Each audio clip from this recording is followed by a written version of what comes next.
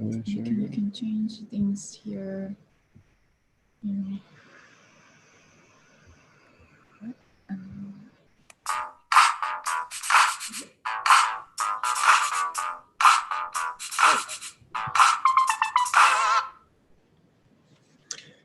Hi, everybody. So I'm Michel Besser, your host for this second lecture of MLSS. So after this historical perspective, Bernhard Schölkopf is going to start the first topical lecture on causality. So just for those who are stepping in, Bernhard is a founding director of the Max Planck Institute for Intelligent Systems. He started his career working on kernel methods, kernel PCA, support vector machines. And since then, he has considerably broadened his scope of research. Today, in particular, he's going to talk about the bridge between machine learning and causality that he's working on since more than 10 years. So, Bernhard, feel free to share your slides and start. Thank you very much. So I just, someone was asking about the slides. I had forgotten about that, but I just sent them to the MLSS team. So maybe in parallel, they can start sharing them with the audience.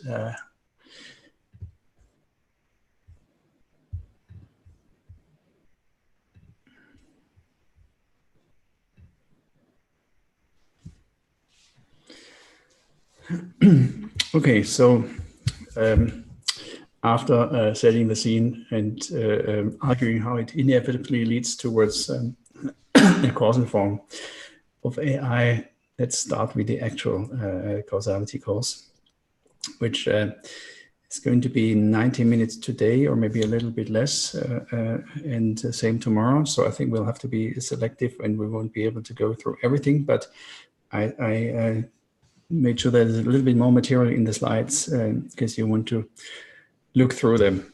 And I'll start by showing you a brief roadmap. So I'll start with some background motivation and then move to something called structural causal models. Talk about one particular way to look at the components of these models, which we refer to as independent mechanisms. Discuss a little bit how this is related to a certain notion of disentanglement. Briefly introduce something called the do calculus, so something that shows what is different between a causal model and a probabilistic model. So what is, in which way is a causal model richer than a probabilistic model? I'll give some examples of or some insight as to what confounding is. So I think everybody in statistics and machine learning should know about confounding, even if just to be aware of certain pitfalls. Then I'll talk about causal discovery, so finding causal models from data. And today limited to the two variable case, which means we're just trying to decide what is cause, what is effect. Then we'll talk about causal machine learning. So how should we do machine learning differently if we have a causal model in mind in the background? And also starting with the two variable case. So both these things tomorrow will be done for n variables. Finally, I have two nice examples that I would like to briefly talk about. One is a connection between causality and the independent mechanisms principle. And the arrow of time from thermodynamics. So this is a connection to physics. And here we have another connection to physics, in this case to astronomy. And that's a certain type of causal model which was applied for exoplanet discovery. So hopefully at the end, it will be a little bit lighter. But I think by and large, I'm trying to be fairly understandable. Tomorrow, we'll talk about causal discovery for n variables. This involves a number of additional mathematical concepts, probably briefly about the time series. And then maybe the largest part tomorrow will be about causal machine learning, and this time not about two variables, but about connections to deep learning. And this will then connect back also to some of the things that I will already mention today And this is also very much ongoing work. Now, very briefly, without going through it in detail, but generally trying to follow this notation. So uppercase variables are events or mostly random variables, lowercase are values of random variables. Then we have probability measures, or particular type of probability measure is the so-called distribution of a random variable. Then lowercase p is usually a density, and by default we will always assume a density exists. Sometimes we use p sub x or just p of x to denote the density of the distribution of the random variable x. Then lowercase p at x is simply the density evaluated at that point. Now there's the so-called chain rule, which tells you how to decompose a joint density into conditional densities in this form. So the first step, you would convert this thing into this thing. So here we have a density of one variable less, which is all the variables that you condition on here. And you can do this now iteratively or recursively in order to get this overall decomposition of the joint density. This is one particular form of writing a joint density, and we assume all this is possible. We assume that we don't have to divide by 0 anywhere, and we also assume always that a joint density exists. Now there's a notion of independence, and I think you probably all have heard about it, and maybe you have at least some intuitive notion, and most of the time the intuitive notion is enough. But just to briefly tell you, there's nothing magic if one wants to define it properly. So usually one starts with defining it for events. And then we start with 2 events. What is the independence? There's this factorization for the probability measure. If we have n events, independence means that for every possible subset, a corresponding factorization holds true. Which is not quite the same as, so this is a stronger condition as saying that all possible pairwise independencies hold true. Now, most of the time we actually don't talk about independence of events, but independence of random variables. And so random variables are our models for the stuff that we measure. These are the observables that we measure, and the measurement process for us, if we model it statistically, means we are drawing a sample from this random variable or a value from this random variable according to the probability experiment described by the underlying probability measure and probability space. So 2 random variables are independent if for any possible real values these 2 events are independent, and in the simple case where we have densities, so if the distribution of the random variables have densities, which we always assume, then it simply means that the density factorizes. Now, if 2 random variables are independent, then also the expectation factorizes, and moreover, the covariance between the 2 random variables vanishes. Interestingly, the converse is not true. So a covariance vanishing doesn't imply that 2 random variables are independent. So there could be sort of a higher form of a dependence that's still there, even if the covariance vanishes. But interestingly, if we were to require that not just the covariance of x and y vanishes, but also the covariance between f of x and g of y, where f and g range over a sufficiently large class of functions, then it turns out that this is sufficient for the variables to be independent.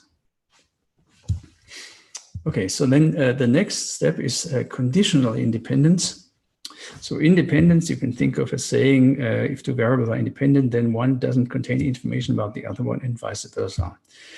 Now, conditional independence of x and y given z, loosely speaking or intuitively, means that if I already know z, then knowing x doesn't tell me anything additional about y. Or y doesn't tell me anything additional about x, so it's a symmetric notion. And we can write it like this. Sometimes we write it like this to clarify that this is a property that depends on the underlying joint distribution. And this can also be phrased in terms of the joint density. And one should say, so conditional independence is different from unconditional or from normal dependence. So it's possible to find variables which are conditionally independent given some z, but not unconditionally independent, and vice versa. So that's just as a sort of brief reminder of some of the basics. Okay, so now let's start with some intuitive ideas about causality. So here we have a data set of average temperatures, average over a whole year, of different measurement stations in Germany. And this is the altitude in meters. So you see the highest place in Germany is around 3,000 meters. Most of the places are somewhere down here. So Tübingen is somewhere here. And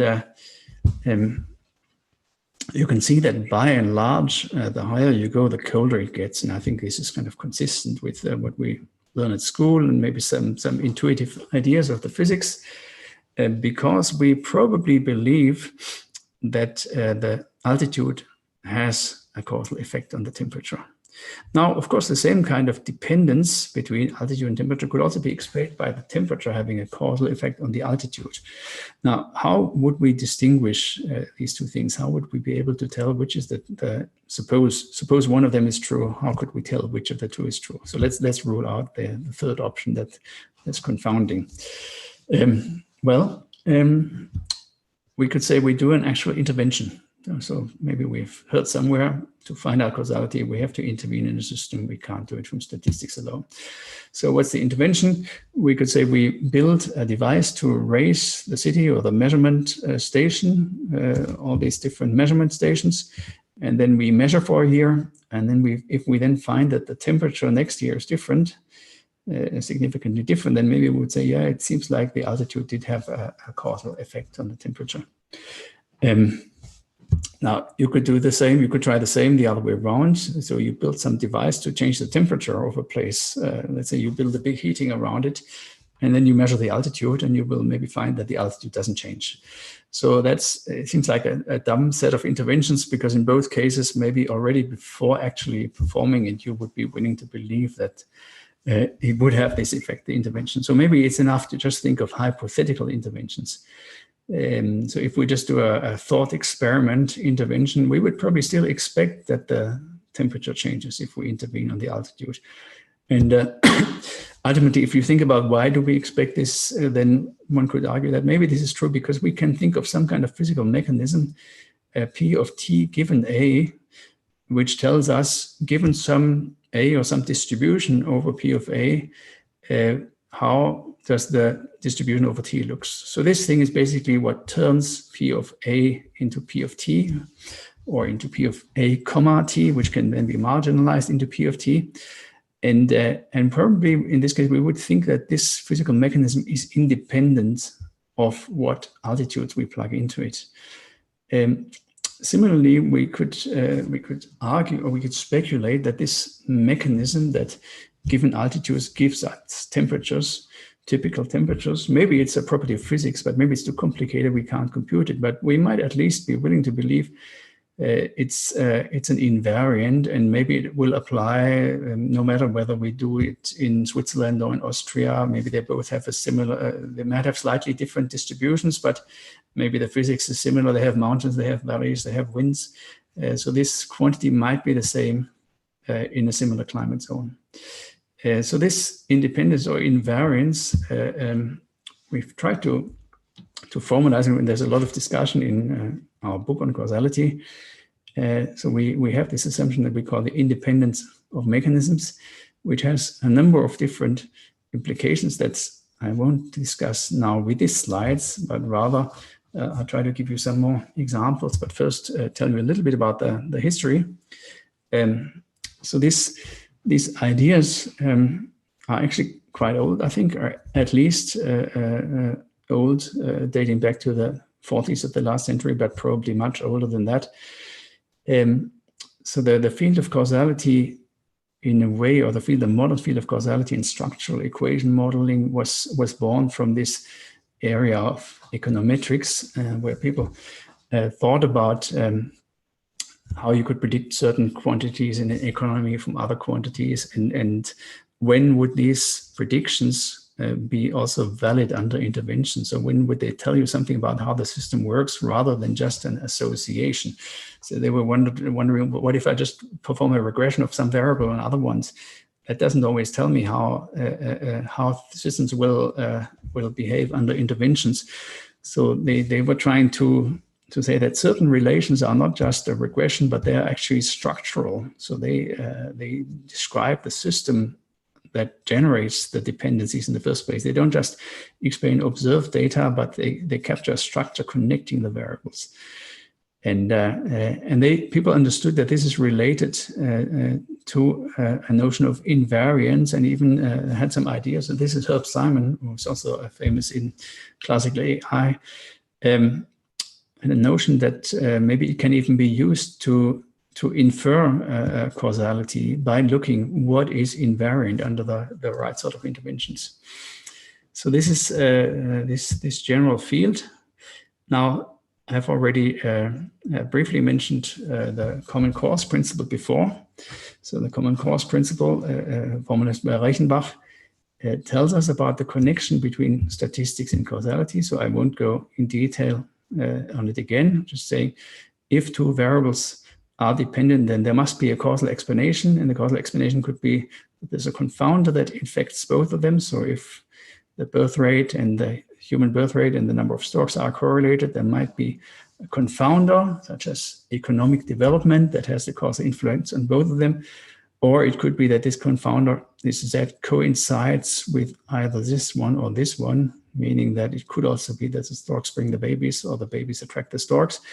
And we can't distinguish between these three cases. They all lead to the same observable consequences. And Reichenbach not only said that if there are two variables that are dependent, then there exists such a causal explanation. He also said that this causal explanation can be chosen such that it screens X and Y from each other. So X and Y become conditionally independent given Z.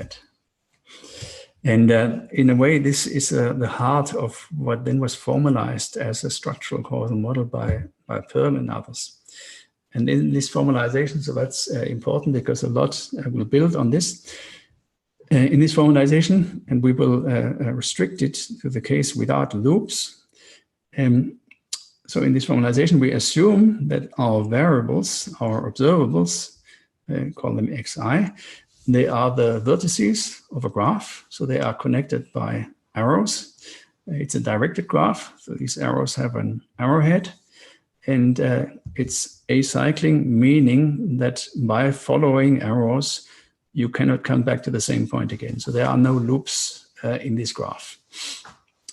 And so I already said the vertices are the observables. Now the arrows will mean direct causation. And what does that mean?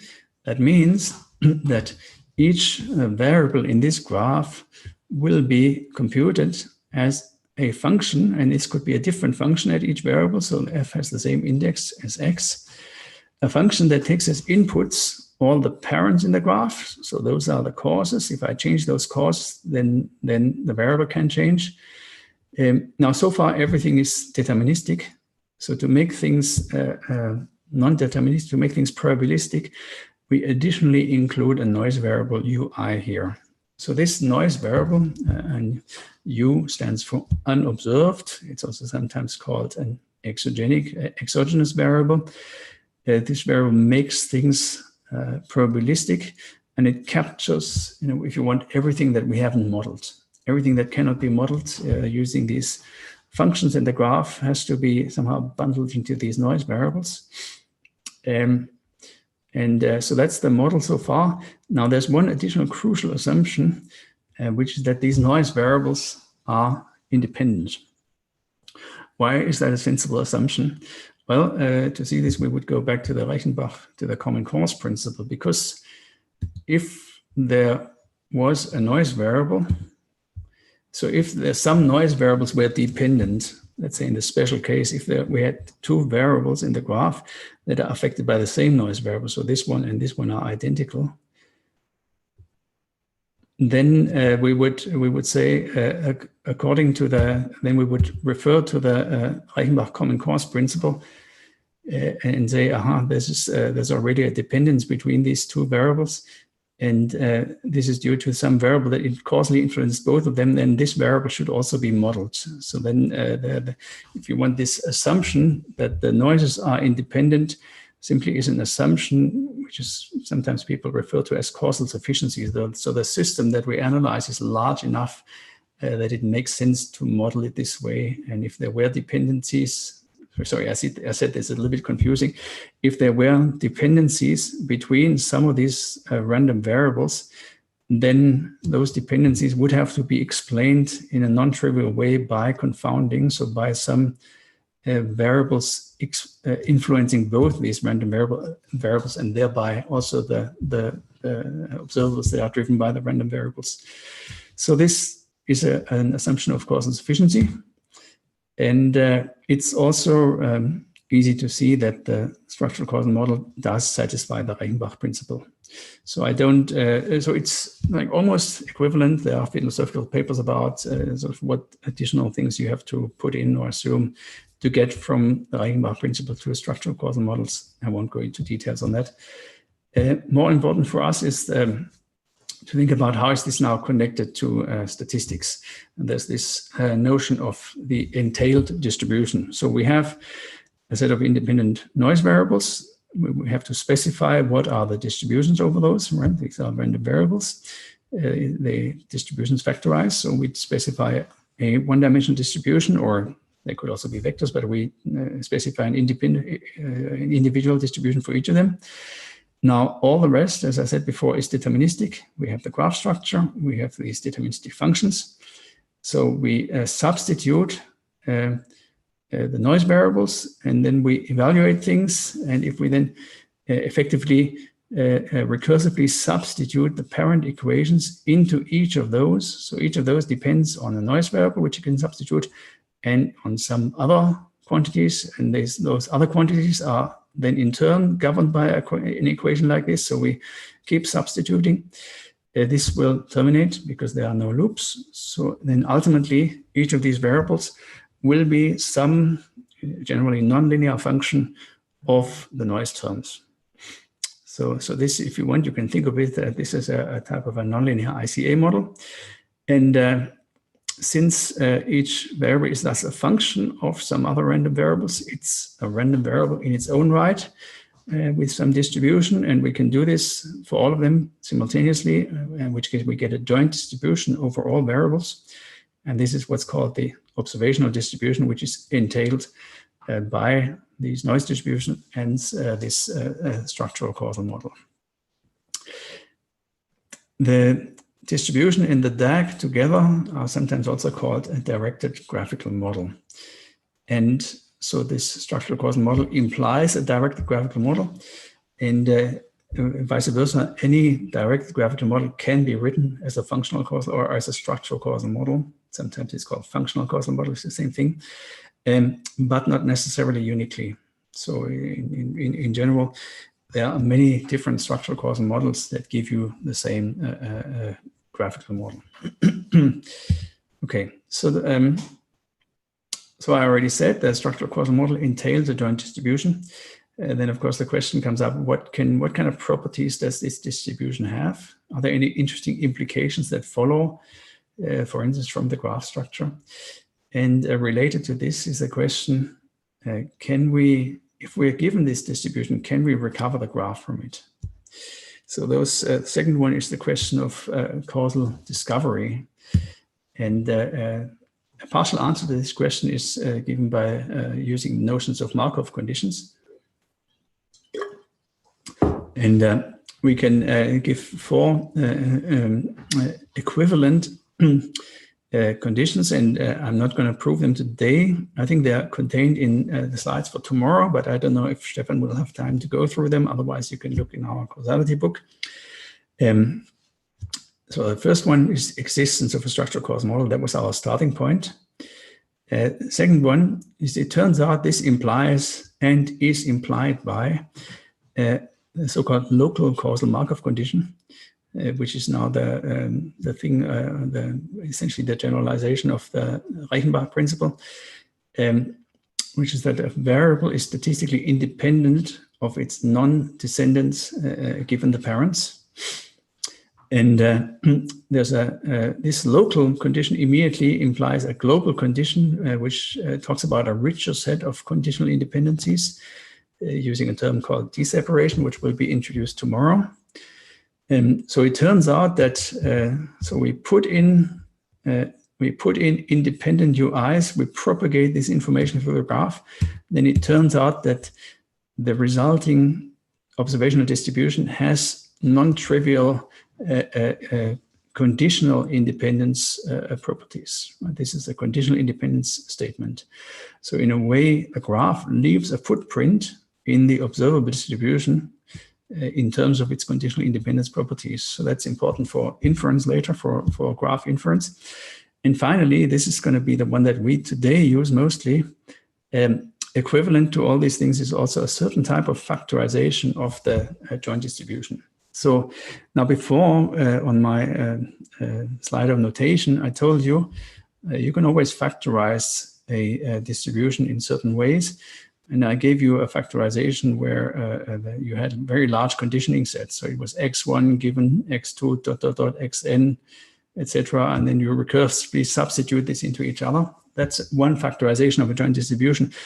Now, this thing tells us that there's a particular kind of factorization where the conditioning sets are much smaller, because here we only need to condition on the parents in the graph. So this is a much lower dimensional object, which is good. And these things are sometimes called the causal conditionals, because these things correspond to causal mechanisms. They're also called causal Markov kernels. And one such Markov kernel corresponds to the structural equation for that variable combined with this, including the distribution of this UI. So there's some randomness in this object, which comes from the fact that UI is random, and the fact that the joint distribution can be written as simply the product of these low-dimensional objects directly comes from the fact that the UI are independent across the different xi. Okay, so we will talk about this tomorrow. So I think I'll make this brief now, but the question will then be the question of graphical causal inference or graph discovery or causal discovery is given the observational distribution, maybe given even complete knowledge, so infinite data, can we recover the graph from it? Now, I already said that this distribution carries a footprint of the graph in form of conditional independencies. So therefore, given this distribution and given full knowledge, we could perform independence tests, conditional independence tests. We could test all possible conditional independencies to then make a statement which graphs are consistent with those conditional independencies. And now I've swept something under the rug. So the Markov condition said that if a certain graphical properties hold true, so if a certain graph has certain properties, then certain statistical independencies hold true, conditional statistical independencies. Now, if we observe these guys and want to infer back to the graph, we really need the implication in the opposite direction. So we see footprints of graph structure, but we have to somehow rely on the fact that these footprints are not misleading. And this is encapsulated in this assumption, which is called faithfulness, that I assume will come back tomorrow. So faithfulness simply assumes that in the generic case, these implications are not misleading. So therefore, in the generic case, the backward arrow also holds true. Now, in practice, if this is true, then we can do conditional independence testing and see which graph is consistent with the observed distribution. But if we have finite data, then things can become arbitrarily hard. And in particular, a hard problem, which I will discuss today, is that if we only have two variables, so our graph has only two variables, there are no conditional independencies. You need at least three things to make a conditional statement. So if you only want to decide what is cause, what is effect, then you're stuffed. So I'll come back to this in a minute. Before doing that, I also want to tell you about interventions. So once we have this kind of model, so basically, to summarize again, rather than starting with a joint distribution of a set of variables, which is what we usually do in statistics or in machine learning, we start with a graph, with a set of functions or mechanisms, and with distributions over the noises. Now, any joint distribution of a set of variables can be written in this way, but not necessarily uniquely. So this thing contains more information.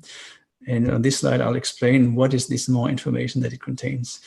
And basically, the crucial thing is that this thing now also tells us to formalize what we mean by an intervention. And by an intervention, we simply mean that we take one of these equations. So for instance, the equation that governs the mechanism that computes xi from its parents. So we take that mechanism, replace it by a different mechanism. For instance, the mechanism where we set xi to a constant. So that corresponds to cutting all these links, because now a constant, of course, doesn't depend on these things. So these are no longer parents. But then apart from that, we can do all the same as before. We can still compute the entailed distribution. So now it will no longer be called an interventional, an observational distribution, but it will be an interventional distribution. And this is one particular type of intervention, but you can imagine there's more general interventions. We don't have to set things to a constant, or we could intervene on multiple things at the same time, etc. And this notion contains as special cases also things like domain shift.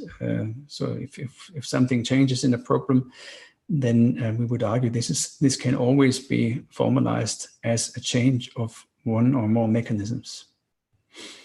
So a general intervention corresponds to changing some of these structural assignments. I prefer to not call it equation because it's really an assignment. It's asymmetric between left and right, or equivalency by changing some of the causal conditionals.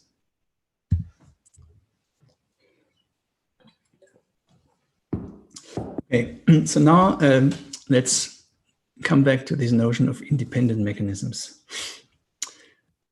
So we already talked about this factorization, which is sort of this elegant way of writing a structural causal model, or writing the joint distribution that is entailed by a structural causal model. By exploiting that here in these conditionals, we only need to condition on the parents of each variable. And I explained already before that this factorization is possible because the noise terms, so each of these things, you don't see it in this notation, but if you write it as a structural assignment, you see that there's a noise variable in there. There's one for each. And we've assumed that these are jointly independent. And that's basically the same as saying that this thing here becomes the product of these causal Markov kernels. Now, this is one form of independence, but actually we will exploit a somewhat stronger and different notion of independence. And this is related to the examples that I gave before. And this is related to the idea that not just these noise variables are independent, but actually the mechanisms are independent from each other, in the sense that we can actually intervene on one mechanism without automatically inadvertently changing the other mechanisms at the same time. So we can locally change something in the system without screwing up everything else. And in a way, you could say a causal system only makes sense if it's decomposed in this way, that you can meaningfully talk about interventions on certain variables. And this may not always be the case, but let's assume, let's make this assumption that our mechanisms have this form of independence. So changing one doesn't change the others. So the others remain invariant. So if we have both these independencies, so the independence of the noises and the independence of these objects, then we will call this a disentangled or causal factorization. And then we can make an additional assumption, which we've been talking about and thinking about for many years, and I think it's now starting to gain some traction in the machine learning field now, which one could call maybe the causal shift hypothesis. I don't know if people have a better name for it. And this assumption, you could say, is that a change in a real world distribution, so as you move from one problem to a related problem, always comes from a sparse change in mechanisms. Now, of course, I told you any distribution we can write as a product of such mechanisms. So it's in a way, if you allow arbitrarily many changes of mechanisms, then you can convert any distribution into any other one. But here the assumption is that if we move from one problem to a related one, then only a sparse number or a small number of mechanisms should change. And we will use this in various ways, and you'll see today and tomorrow. But it's important to say that if you take a non-causal factorization, such as this one that I already talked about at the beginning of my lecture today, let's call this an entangled factorization. In this case, the changes will not be local. So it's, in these cases, if you change the causal system underlying, let's say you have two related distributions over the same variables, but slightly different distributions, and you write them this way.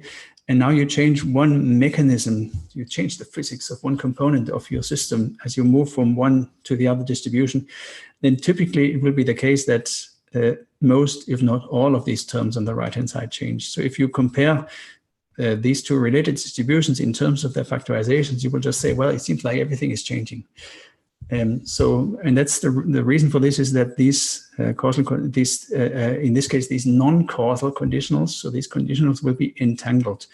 Whereas the causal conditionals, if they satisfy this independence, they will have this nice property of disentanglement. And we'll discuss this probably more tomorrow. Okay, so let's go to be a little bit less mathematical and show you a nice picture here. This is an object called a Boucher chair. So it's a piece of art that contains of this thing and this hole here. And when we see this object, or when we see any object, our brain makes the assumption that the object and the mechanism by which the light from the object reaches our brain are independent. And our perception builds on this independence assumption, because if we violate this assumption, and in this case, we can violate it by looking through this little hole, then we suddenly see an object that's not there in reality. Right? This chair doesn't exist in reality. So perception has failed because we have violated this independence assumption that the object and the perceptual process, in particular the direction of gaze, should be independent. So we violate it, we have a dependence, perception fails. So this is, we can formulate this mathematically, and we can actually, it turns out we can use it to distinguish between cause and effect. And I'll come to this, but first, let's say informally, just rephrase what I've written before. If we say the causal generative process is composed of autonomous modules that do not inform or influence each other. Another nice example that I like is this is the painting of Hans Holbein the Younger, and you see this strange object here at the bottom, which doesn't make sense. But if you move to the very side in this painting, you suddenly see there's a skull embedded here, which is some form of memento mori to maybe display by the painter that even these important people are mortal. Or maybe it was just a display of how skilled the painter was to be able to embed this thing into a painting like that. So this is also a case where a certain coupling between the object and the perceptual process makes something appear or disappear. Okay, so this is now about our independence assumption. I also want to briefly mention the word counterfactuals, because this is often used. People talk about counterfactuals a lot in the context of causality, but also in other contexts. Now, this is actually close to one of the earlier definitions in philosophy of causality. David Hume said, we may define a cause to be an object such and such, such that if the first object had not been, the second never had existed. So this is this. Whenever you have to use this kind of conditional sentences, if something had not been there, then such and such, that's a counterfactual. Well, that's typical of counterfactuals. And one of the fathers of modern statistics, Jerzy Neyman, a Polish statistician, he was considering this problem where you want to test different varieties of crop against each other, and you have m plots of land. Now, in every year, you can only plant one variety of crop on each piece of land. But you would really, in every year the yield is different, so you can't do the experiment sequentially. So you have to somehow, you want to learn which crop is the best, but you only plant one on each piece of land. And so you only observe experimentally one of the possible Uij outputs, where Uij is defined to be the crop yield that would be observed if the crop variety I were planted on plot J. So you only observe one of those for each J, and the others are unobserved, and they are counterfactuals. And this view leads to a view of causal inference as a missing data problem. So if all you're interested in, so this is different from the causal discovery problem, but if all you're interested in is this kind of causal effect estimation, then you can think of it as a missing data problem. And this is at the heart of this Neyman-Rubin framework, or also called the potential outcomes framework. So this is a little pointer connection to something else. And here's another connection. I think I often, when I talk about causality, I get this question of, what about time? You talk about causation and directed errors without talking about time. Does it even make sense to talk about that? And I mean, I sometimes I like to answer, does it actually make sense to even talk about statistics without mentioning time? Because I think ultimately, every dependence in the world that we see between variables is the result of coupled time evolutions from a physical point of view. So you have some non-trivial dynamics that's going on, and sometimes as a result of running these dynamics, you have statistical dependencies which you can use in an IID setting to make certain predictions. But even if you think of handwritten digit recognition, so if you think about the process how we write these digits, then I'm filling in an envelope, writing a zip code. So somewhere in my brain, I'm thinking next digit I have to write is a 7. Then some complex motor process starts going through my muscles and building on what I've learned previously. I move my hand. So highly complex physical dynamics. And then as a result of the interaction of my pen with the paper, at the end, some image is generated. And amazingly, this image contains statistical information about the class, the category of digit that I was thinking about in my head. So as a result of this complex process, there is statistical information, and there's a system that I can analyze and talk about without talking about time, although it was a dynamic temporal process that generated this information. So I think that's always the case in statistics. And ultimately, if we want to understand physical causality, probably we have to think about differential equations. And this is, so there's just a little excursion in this domain. So in physics, maybe the gold standard for a model is a set of coupled differential equations. And if we look at such an initial value problem, so we have a certain initial value at time point t0, we have a set of differential equations for a vector of RT. And then there's a famous theorem, the Picard-Lindelöf theorem, which says that locally, under certain assumptions on this F, there exists a unique solution. So locally around T0, there's a unique solution X of T.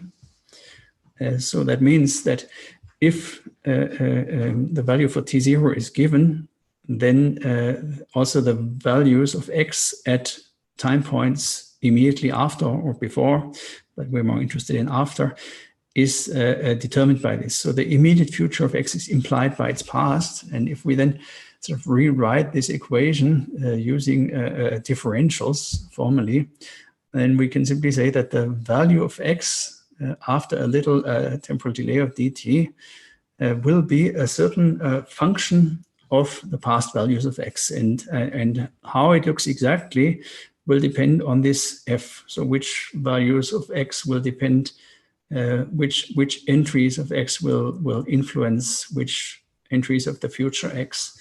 You can read off in here basically. So that tells us the causal structure. That's basically, it gives us a temporal structural equation model. And of course, you can ask the question, how is this connected to the non-temporal ones? And that's a highly non-trivial question. And we've done a little bit of work on that, but before mentioning that, just to give you an overall taxonomy, I like to think as the differential equation model as the gold standard, which implies, a statistical model implies a causal structure, but is very hard to learn from data. Our statistical model, that's the most superficial model, if you want. We are quite good at learning from data, but it doesn't allow us to make causal predictions. So under interventions or under data set shift, it doesn't provide us necessarily much physical insight. It doesn't allow us to reason or think in the sense of Konrad Lorenz. He once said that thinking is nothing but acting in an imagined space. And the causal model is somewhere in between. So we think, so it may be harder to learn from data. We'll talk about that these 2 days. But it implies a statistical model. It can do anything a statistics can do. It probably can do more when it comes to shifts and interventions. Maybe it can also provide more insight. And this is still a question, but I think it can also help us along this way towards reasoning. Okay, and this is just one pointer. I won't talk about it. We have another paper more recently in the same area about connections from differential equations to structural causal models. So how you can derive certain types of structural causal models, for instance, governing the equilibrium states or governing certain oscillatory states of differential equation systems. Okay, so I put in a nice picture to have an excuse to drink something. This is a picture my son took in Africa of a beautiful, beautiful setting here in the savannah in Namibia, I think. Wonderful rainbow with a double rainbow even. Okay, so I'm at 45 minutes now, and I haven't finished half of my slides, so I will have to skip some things. But I think it's important that you have the basics right. So brief recap. Causal Markov condition tells us we can factorize a joint distribution in this way, and each of these conditions represents a causal mechanism. Now let's briefly talk about the do calculus. So we already talked about the goal of causality being related to inferring the effect of interventions. And to this end, to talk about this thing, Pearl introduced this do notation, which basically says that the probability of y given do x is random variable, equal to lowercase x in value, or in short, just do lowercase x, is this idea, or is the distribution that y would take if we intervene on x by setting it to the constant lowercase x. And this is something different. Maybe that's one of the crucial insights in causality. This is different from a conditional distribution of y given x. And to compute this, so this thing can be computed if you have the joint distribution. To compute this thing, you actually need more than just the joint distribution. You need the joint distribution and the graph. Okay, so what's the difference between just seeing? So this is something you could say this is an observational quantity. This is just related to seeing. This is related to doing. What's the difference between seeing and doing? So an example for seeing is would be to look at the probability that an MLSS participant X can get a NeurIPS paper accepted. Let's call this event Y. Or I'm being a bit sloppy here. And P of Y given do X would then be the probability that someone whom we make a person participate in MLSS, and then we look at the probability that this person will get a NeurIPS paper accepted. And this is different. And the reason is that there's going to be confounding. So maybe there's a probability, maybe there's something that made you get into MLSS that will also have causal effect on whether you get a NeurIPS paper accepted. I think that's quite likely. So there's a difference between these two things. And essentially, I've already told you everything you need to know how to handle interventions before, when I said you simply replace one of the structural equations and then compute the entailed distribution. So you start with a causal factorization according to the graph. Then if you want to intervene on the variable xi and set it to the value lowercase xi, you just replace that causal conditional or that structural equation by a constant, or the conditional by a delta function, which makes sure that so delta function has only its mass on this one event where this is equal to this. So we substitute this delta function for that causal conditional, and then we get this quantity here. So this is now a do probability, and we can then we can integrate out or sum over that one variable with a delta function. Then this thing here is the same as before, only that the delta vanishes. And on the left-hand side, the only change is that the xi vanishes. So this no longer depends on the random variable xi. It's now only a function of the value of xi that we have substituted. And it's a function of that because some of these other conditionals for different I, so p of xj given p of paj, may have depended on the random variable xi. So if this was a parent or an ancestor of those guys, and there we simply substitute the value. And then we can compute other things by marginalization. So once we've done that, we are back in the world of statistics and joint distributions. And just some examples. So these are examples where the conditional and the interventional, so the conditional probability and the do probability are the same. So some simple examples, and these are some examples where it's different. So in this case, for instance, p of y given x, if we now intervene on x, it has no effect whatsoever on y. So if we intervene on x, we simply, the interventional probability, the do probability is simply p of y, which in the general case will be different from p of y given x. Okay, now there's one particularly interesting case, which is related to this notion of confounding, and which will lead to something called the adjustment formula. And I think this is, you may have heard about this from statistics. And I think there's a particularly nice way of understanding this. If you come from causality, this is a classical example of causality. You can read all the details about it in the textbooks. And so in this example, you have a situation where y depends on x. So there's a direct causation here. But unfortunately, there's this additional confounder that has an effect both on y and x. And if you now want to understand what is the direct effect here, and if you looked at the conditional of p of y given x, then somehow this conditional has this thing in it, but it also has there's also some statistical information between y and x due to the confounding. And the question is then, how do you tease these things apart? And we can do that by using the do calculus.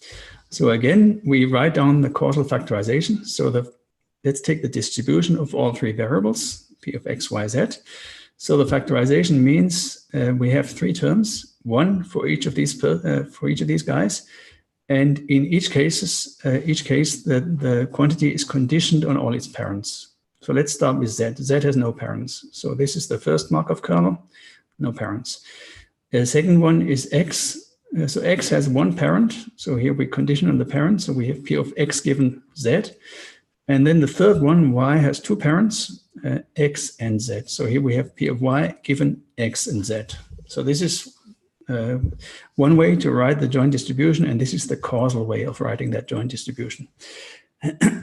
Now we want to know what is the, so now we want to set x to some specific value and see what is then the effect of y on y. So let's replace let's intervene on x, right? So x in the general case corresponds to this conditional P of x given z. Now we set x to a constant, which means we are no longer have z as a parent. So we replace this conditional by a delta function. So let's do that. So we do x, replace second conditional by a delta function. Now we integrate out x. So x disappears here on the left-hand side. It also disappears here, and all the occurrences where uppercase x appeared in the Markov kernel are now replaced by simply by the value small x. Okay, so this is now what we get. And now we would like to marginalize out z, because maybe we haven't observed it. So we simply integrate over z here. And if we integrate this thing over z, what we get is P of y given do x. So z disappears. That's just a definition of this thing. And on the right-hand side, integrating over z simply means we take the sum over all possible values of z. And then we have P of z, so the density at z. And here we substitute the lowercase z. So this means we get this conditional that we're interested in, the effect of x on y. We get it by doing a certain type of weighted combination of conditionals that take into account both. And we have to weigh by this thing. And this is a so-called adjustment formula. And I should say, I said before, you may not have observed z. So in the normal case, we will have observed z, but we may not understand exactly what are the effects of z on x and y. So we have observed z, and then we do this adjustment here. And this is the simplest case where you have a single confounder, or where you know this confounder has a causal effect on both x and y. Trouble is now if you don't know how z is related to x and y. I mean, z might be an effect of x and y, and in that case, you might actually do harm by controlling for z, or by doing this kind of adjustment. And an example of this is, I think we'll talk about this below, it's called Bergson's paradox. And people have studied this in great detail, the question of what you should control for, or what should be in your adjustment set, what should take the role of this z up here.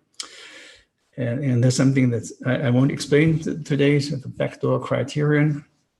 So there are certain graphical criteria telling you that if you have knowledge of how the graph looks, what you should adjust for. Okay, but this is the simplest example here. Okay, so now just very briefly mentioning this. So this is an application of essentially these ideas. So this, I should say, this thing is also the heart of something called Simpson's paradox. But if you don't know Simpson's paradox, you will now learn about it. This is an application by Julius von Tübingen and Luigi Gresele. So Luigi is, they're both PhD students in my lab here. And Luigi is from Italy, and he was puzzled by the case fatality rates in COVID-19 in his home country, and comparing them to the numbers in China. And then what he noticed was that if you look at these case fatality rates by age group, then so blue is China, orange is Italy, and this is both refers to a certain time in the history. So within each age group, it looked like the Italian numbers are smaller. So it looks like it's better to be in Italy when you get this disease. Nevertheless, overall, it looks like actually you're better off in China, because the overall case fatality rates were lower in China than in Italy. So that seems to be, it's a paradox. It's a beautiful example of Simpson's paradox, where you have opposite trends in grouped and aggregated data. And the explanation for this is that there is a stark difference in case demographics. So if you look at what is the age distribution of people who got COVID-19 in this country at that time in the history, and you could see that in China, it was this blue distribution, and in Italy, it was this orange one. So there were many, many more old people who were diagnosed with COVID-19 in Italy than in China. And that means that even though within each group, Italy was doing better here, if just this group is very much overrepresented in Italy, then as you average all these orange bars here with the weighting factors given by the age distribution, you get this average in Italy. And if you do the same thing for China, you get this average. So that's where the apparent paradox goes away. And this is basically this effect of combining by this weighting and combining these quantities. I think I won't talk about this in more detail, other than mentioning there's a field in causality which is called mitigation analysis, which tries to disentangle the different parts of effects. And this is a non-trivial problem in the nonlinear case. And you can also study it over time. And then an interesting effect that there's an archive paper out that you can look at if you want. So it's listed here. The interesting effect, if you look at Italy over time, then at the beginning, it was this natural direct effect of country on mortality. If you compare Italy to China, then it was a positive effect in the sense that it was better to be in Italy initially. But then gradually this flips around, and then at the end, it's actually better to be in China. And this is roughly around the time when the Italian health system was reported to be severely overloaded. So probably that the care that patients could receive necessarily got worse when the hospitals were overloaded. So yes, so let's move towards the two-variable cause-effect inference. So yes, I think I'm going to try to make this a little bit shorter. So in the two-variable, so I have so we've gone for a bit more than an hour now. In the two-variable, the problem is it's a classical problem of philosophy. So Nietzsche called this problem the reason's intrinsic form of corruption. So the error of mistaking cause for consequence. So let's say we only have two variables and want to determine which is cause and which is effect. And the general problem without any assumptions is not solvable. However, it turns out if we make certain assumptions, then we can make it a solvable problem. So let's consider a structural equation model with two variables. We have two variables, call them x and y. Both of them, and let's say it's either x is causing y or y is causing x. So let's, without restricting generality, let's assume x is causing y. So both of them have noise variables. No, let's use n to denote the noise variable of y. And x now is just a function of its noise variable. So let me just ignore the noise variable and say x is a random variable in the first place. So this means we have random variables x and n. They are independent by assumption. And then we have y, which is a function of x and n. And turns out in the general case where this is a general function of x and n, this is really a very complex problem. And you can imagine this the following way. Imagine that n, the noise, only takes discrete, different discrete values. So it's a very simple noise if you want. Then nevertheless, using this f of x, and you could parameterize a set of d functions fi of x, and this could be arbitrarily different. So this could be d completely different mechanisms, and which one you're going to apply to compute y from x is totally up to chance, depending on the output of n. And in reality, of course, n could be a continuous random variable.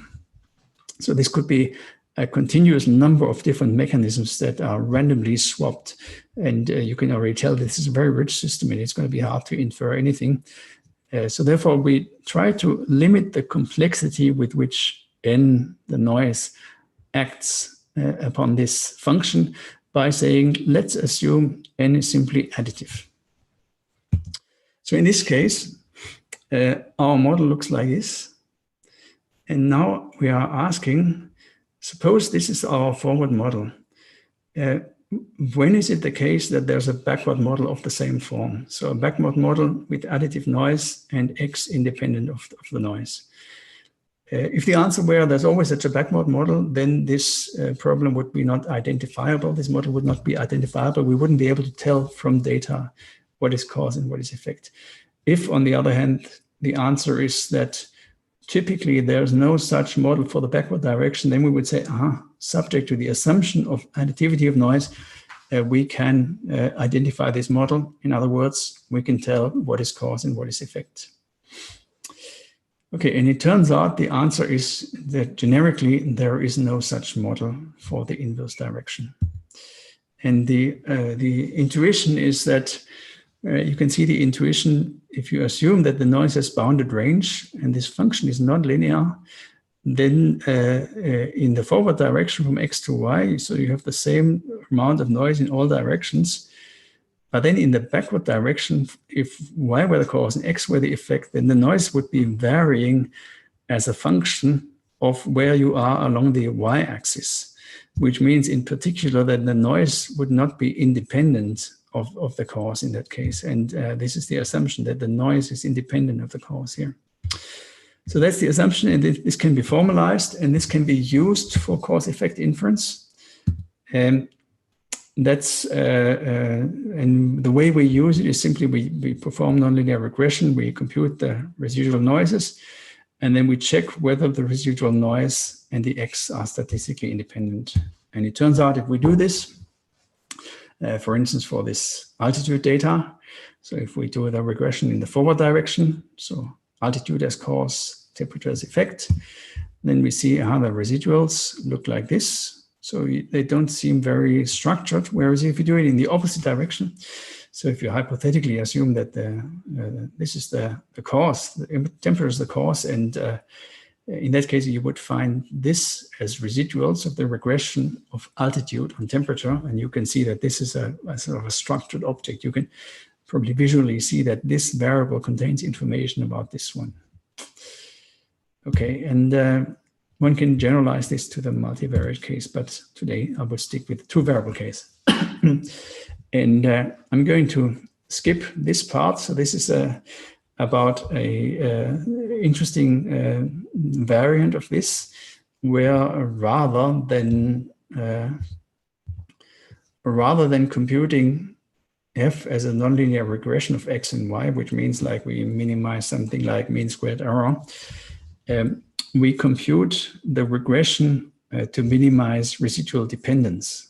So in a way, let's say we compute a regression which uses up all the information that's present in x. So the noise should no longer contain information about x. You could say this is maybe an interesting regression method in its own right. And if we do that, and then we get another method that does that. And this method is using a certain type of independence test based on reproducing kernel Hilbert spaces. And I have a few slides on those in my talk here, but I don't have to present those because I'm 99% sure that Arthur Gretton will talk about this in his kernel methods course. So, and yeah, I will skip this one as well. So there's a second interesting way to perform cause-effect inference, and this is closer to our idea or our definition that we talked about before of independent mechanisms. So again, let's look at the two-variable case. Again, for simplicity, let's identify the cause and its noise variable. Then we have the effect is then a function of the cause and its noise variable. And let's assume that our independence, let's assume the causal mechanisms are independent. In this case, the causal mechanisms are this one. This has no parent other than its noise. So it's just the distribution of this. It's the Markov kernel. And here we have a Markov kernel, which is the effect given the cause. So now let's assume these two objects are independent in the sense that you can change one without changing the other one, or in the sense that one of them doesn't contain information about the other one. And we do this, actually, let's do this in the simplest case where we don't even have noise on the output. So the output is a deterministic function of x. For simplicity and to keep things symmetric, let's assume it's an invertible function of the 0-1 interval on the 0-1 interval. So that's a particular simple type of dependence. And now we assume that the input distribution, so this is a Markov kernel, the Markov kernel of the cause, and the conditional of effect given cause, so in this case that is simply the function because there's no noise. In this case, the conditional degenerates to being a function, contain no information about each other. So the shape of this thing knows nothing of the shape of this and vice versa. Now, interestingly, if that is the case, then the same thing does not hold true for the output distribution, because wherever this function was flat, the output density will have higher mass just from the way this generic input density gets transformed by this function into an output density. So therefore, if it's the case that in the causal direction, this thing is independent of this, then that criterion would tell us that the hypothetical backward direction, suppose we don't know what is the causal direction. Now we check the dependence between this object and this, then intuitively we would say, there seems to be a strange dependence here. And one can formalize this, and we have done so by a certain type of formalization. In this case, we just measure the covariance between this density and the derivative of this thing here. Actually, in this case, nonlinearly transformed by a log. So it turns out if we define independence to mean that this covariance vanishes, then we can prove that in the backward direction, so for f to the -1, except for the trivial case where f is the identity, where of course everything is symmetric, this covariance will be strictly positive. So we can tell this dependence, and this again leads to some testable implications. And we have collected a number of benchmark data sets for cause-effect pairs, and we can evaluate on these benchmark data sets. One of them you've seen, altitude, temperature. And what we find is that these methods, so we have the additive noise method is the red one, or this last method that I just talked about. They can, depending on in how many cases do you force a decision. So 100% means you always force the algorithm to decide. But depending on this number, you often can do better than chance, where this gray area would be the area that you would typically would lie in with high probability if your algorithm just consisted of random guessing. Okay, so I want to make sure I also tell you a little bit more about connections to machine learning. And this is the first one. This is about a certain link between causal structure and semi-supervised learning and covariate shift. And this is basically the simplest case of a causal structure. If you have a classification or regression problem, so you have X and Y, it could be that X is causing Y. So let's say you want to predict Y from X. It could be that X causes Y, but it could also be that Y causes X. In both cases, you have statistical information between the two things, and both types of problems appear in reality. And here are some examples. So one could argue that certain problems of molecular biology are causal problems in the sense that we are trying to predict effect from cause. So if sort of the labeling procedure is actually a physical mechanism acting in the world here that sort of maps messenger RNA to gene or protein structure. Now, on the other hand, there are other problems, and object recognition or handwritten digit recognition problems arguably are like this, although one can discuss the details, and we've done that also, that are anti-causal. So where we predict the cause from its effect. Okay, so prediction aligned with causation is causal. Prediction opposite of causation means anti-causal.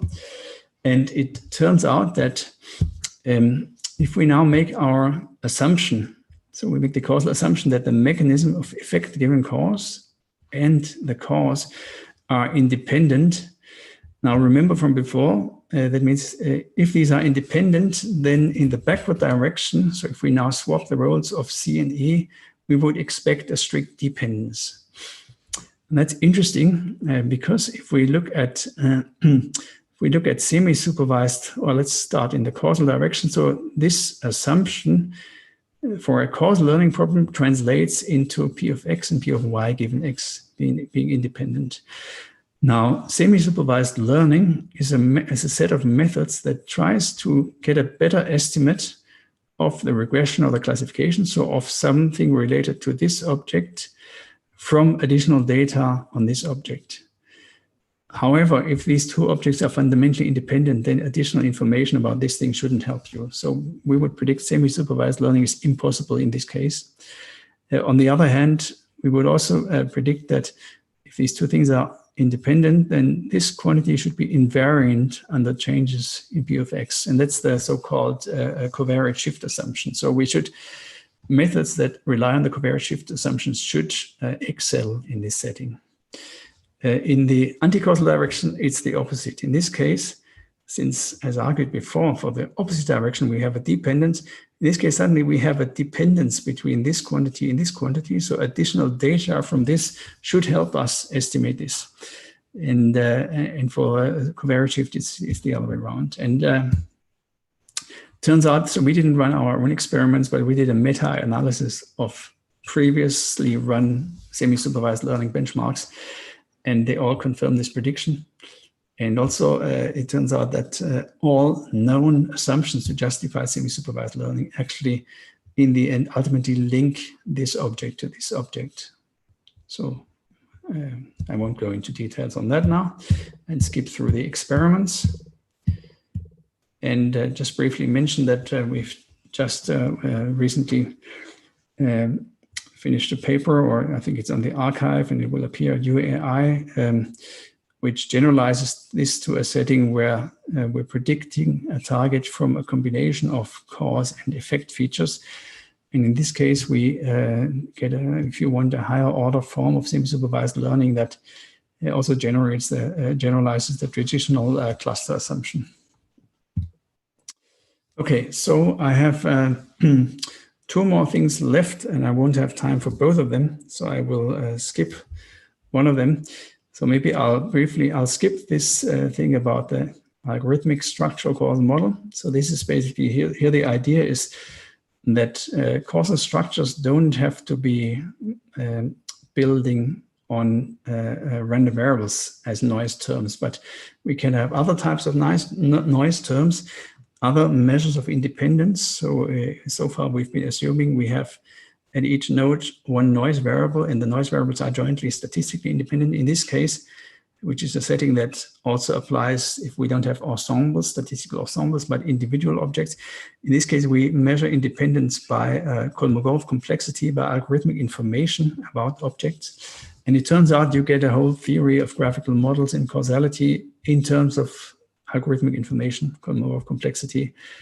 And you can even use this for inference in some settings, and you can make a nice analogy to you can have a discussion of a certain thought experiment in physics, and then prove that our independence assumption, or the independence of the different causal mechanisms, in this case, implies that entropy doesn't decrease. So entropy can only remain constant or increase, which is referred to as the thermodynamic arrow of time.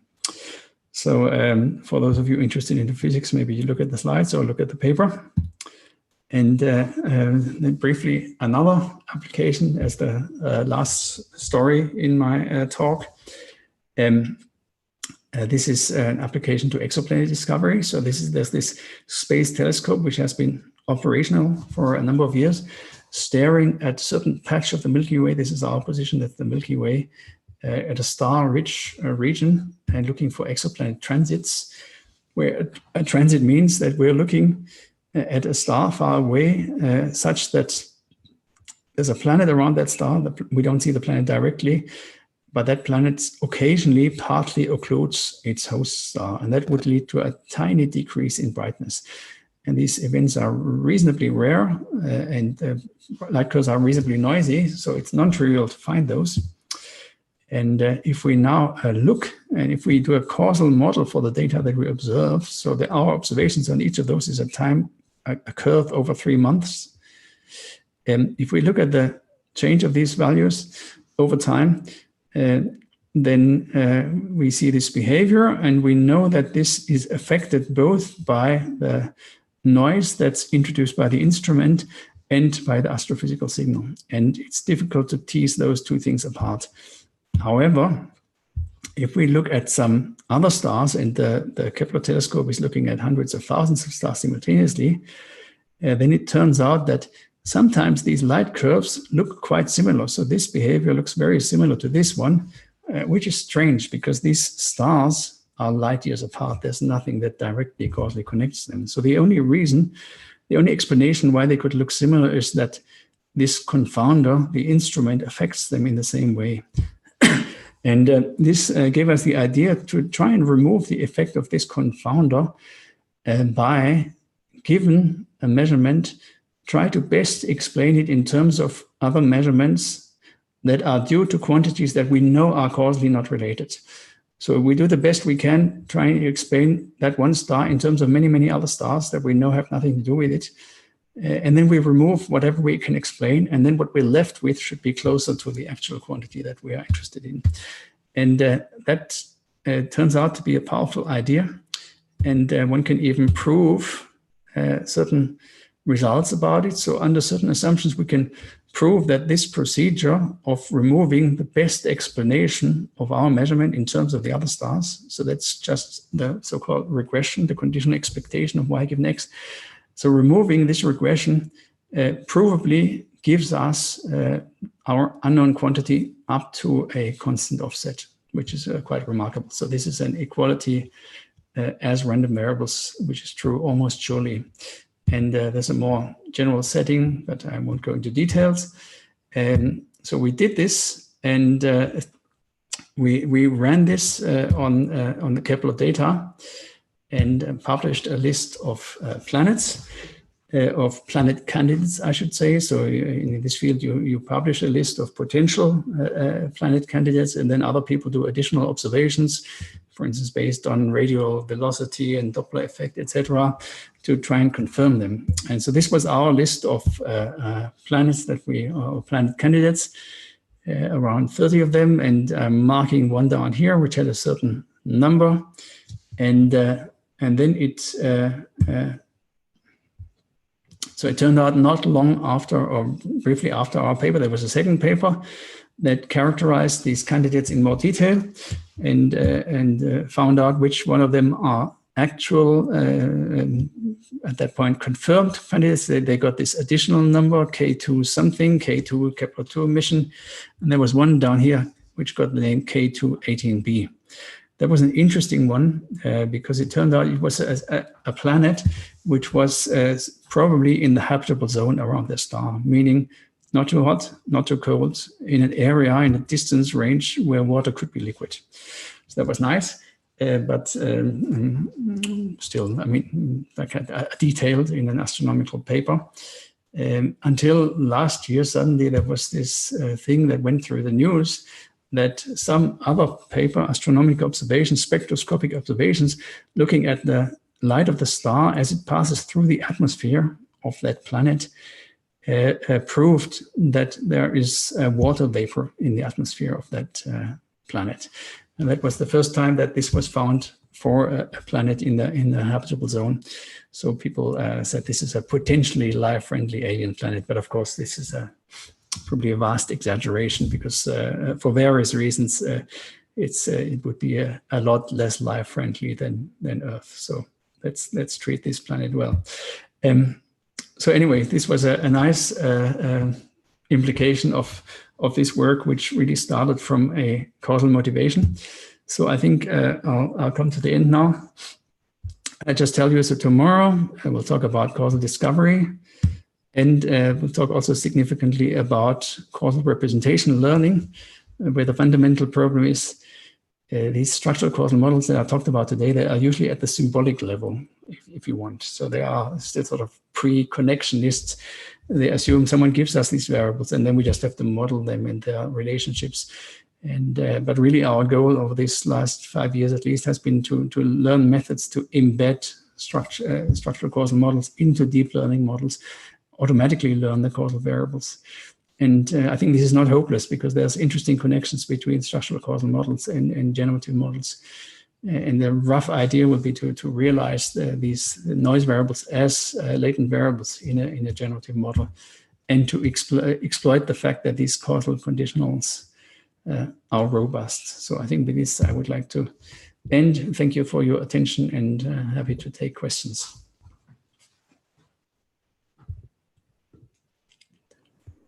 All right. So for questions, feel free to raise your hands, and I will start with questions that have been asked on Zoom. So Sashit is asking, could you give more intuition about the invariance causality relationship?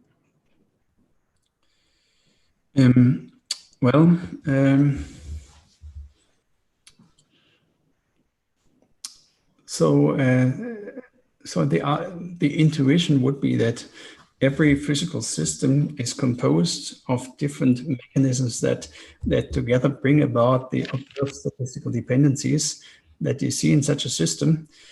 And by default, so each of these is a separate object. And if you change one of them, then by default you would assume, if this is a meaningful component that you're changing, that the other components will not change. So I was trying to explain this by saying there are different ways of decomposing a system. And if the system can be described by a structural equation model, which is reasonably sparse in the sense that not every node affects every other one. So if it is true that one variable is only affected by a few, and if the mechanism by which this is affected is not coupled to other mechanisms, so if this is a reasonably compositional structure, you would assume that you can change one without changing the other ones, in which case the other ones would remain invariant. So I can't say it, I think I can't say it better than that. Maybe we have to discuss it in one of the roundtables, but in a way, I was trying to answer this question for half of the talk. Maybe I failed. Yeah, it's good to take it in the round table. So now I will give Robert can speak to ask his question.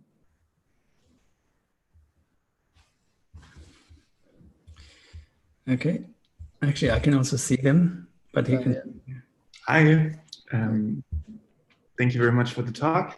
I had one question. Could you maybe contrast the methods you discussed or introduced to us with more of the econometrics literature? So difference in difference estimation, instrumental variables, like I guess more the kind of frequentist point of view on causality. Yeah, I mean, so we will have a bit more on this tomorrow. So I think Stefan will also talk about things like double machine learning, which are now methods that if you are from that field, that you're probably aware of or familiar with. So by and large, the field of econometrics is mostly interested with estimating causal effects and doing the corrections correctly, controlling in the right way, etc. Whereas in this field of graphical causal models, people are more interested in this richer graphical structure. People are interested in the problem of causal discovery in the first place. So what if you don't even know what is causing what? So that's, in a way, you could say it's not necessarily different methods for the same problem, but even the spectrum of problems that people are interested in is a little different. Now, having said that, I think Pearl would argue that everything that you can do in this classical setting, he would argue that whatever these people are doing, they're only looking at one specific subset of the things that you can address using graphical causal models. And I think that's probably true. At the same time, those people would probably argue that in the graphical causal and the graphical models world, people are often not so much concerned with practical problems. In particular, people are often not concerned with what happens if you have finite data. Because even if you have infinite data, if someone gives you the full distribution and you have an oracle that answers the conditional independence questions, even then the problems are still non-trivial. So it's kind of orthogonal, and I think it's very interesting to try and combine both worlds. And I think that's something that machine learning can bring to the table, because clearly in machine learning, we are always interested in finite data. I mean, that's the whole basis of statistical learning theory, that we may only have finite data, and we know that problems, to solve a problem where you have only finitely many data points, you always have to make assumptions about function classes. You always need prior knowledge to estimate a dependence from finite data. So I think that kind of directs more attention to this question of what kind of assumptions do you additionally have to make if you have only finite data. And then I think ultimately, hopefully we'll have a theory of causality that contains both the rich graphical structure, which I think is beautiful, and which contains things like the backdoor adjustment, etc. Just drops out of that formalism. But at the same time, the methods that work well on empirical data and give you guidance how to choose instruments, etc., how to handle finite data sets. Yeah, I think that's what you guys should do. Thank you very much. Okay, so Bernhard, feel free if you see, there are some questions on the Q&A, there are some questions on the chat. So there's I see one, or sorry, I didn't want to interrupt you. If you have one already. Go ahead if you have. Okay, so the latest one that I see here is from Tang Nguyen. He says, I remember Pearl once said on Twitter when I asked him about learning resources for causality, that by studying causality, you are ahead of others by 10 years, since most current machine learning algorithms are curve fitting, which means large-scale pattern recognition. What do you think about this, and how do you see causality research in the future? Is causality a missing piece for reasoning in AI? So yes, I very much agree with this, that causality is a missing piece. Now, I know there was a little bit of a controversial debate about this statement, that this is all just curve fitting. So I think maybe I can defend curve fitting, since I've also been working on curve fitting for at least a decade. And I think it's actually a fascinating problem. So if you think of it as not just a study, not just as an approximation theory problem, I mean, even that is interesting if you're into approximation theory. But the statistical problem of curve fitting, that's the basis of statistical learning theory, and has a very rich non-trivial structure about VC dimension, complexity measures, and regularization, and the things that I mentioned before. So all this is highly non-trivial. And if you can do this well, and it seems neural networks are doing this quite well now, you get extremely far. So if you have a problem that you can phrase as a large-scale pattern recognition problem, and that's currently our recipe for success. We try to turn every problem into a large-scale pattern recognition problem. So if you can do that, then you get very far. So saying that what we're currently doing is curve fitting shouldn't be interpreted as belittling what the community is doing. At the same time, I've tried to clarify that we don't always have this luxury that we are in an IIT setting. So I think actual animals in the world, including humans, we are usually not in IIT settings. So there's this paradox situation that in industry, if we have an application of machine learning, we try to engineer away everything that makes the problem non-IIT.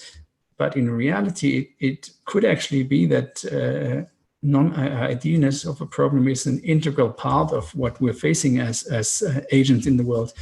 And we shouldn't engineer it away. We shouldn't treat it as a nuisance, but we should exploit it. So we should, maybe we have additional information. And I think we see this now emerging in some fields like weakly supervised learning, where you might have information as to not exactly how things change, but maybe you have information which mechanisms change from one setting to the next one. Or if you're an agent exploring a world, you know that now you're in a different part of the world. So you know the statistics of the world is changing.